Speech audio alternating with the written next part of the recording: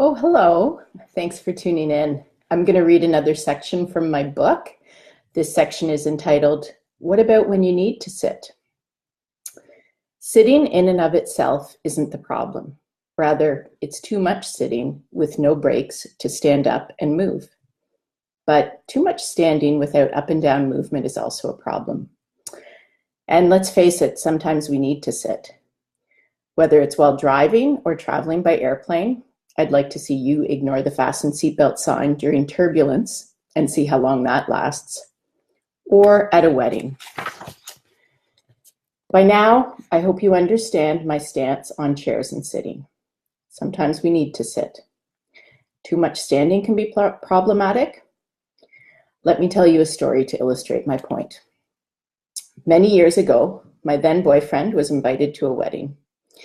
Even though I had never met the bride, his friend, or anyone else involved in the nuptials, I was his plus one. It was late August, and the heat was sweltering. We entered the church and gasped at the temperature inside. With no air conditioning and no windows to enjoy a breeze, it actually felt hotter in the church than outside. The ceremony began, and the officiant asked us to rise. What he forgot to do was indicate when we could sit down again.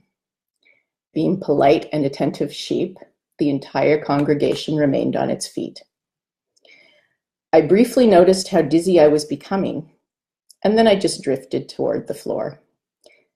Apparently, my one and only fainting episode was very graceful.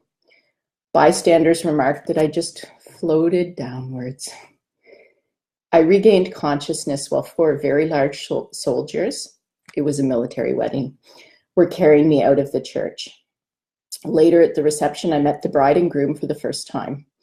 The bride said to me, "Oh, you're the one who took everyone's attention away from me on my big day." I think she was only half joking. Nevertheless, this wedding was clearly a time when sitting would have been preferable to standing. The officiant even apologized for not instructing us to sit down. And we mustn't forget about drummers. Their job requires them to sit, but they are anything but physically inactive. Watch a drum solo happen, and you'll see how a drummer uses every muscle in their body. I can attest to the physical demands of playing the drums. A few years ago, I spent time learning to play. My body was anything but sedentary while seated at the drum kit. I hope you like that. That's from my new book, Move More, Your Life Depends on It. It's available on Amazon, or if you live in Ottawa, I have copies available. You can contact me to purchase your copy. Thanks for tuning in.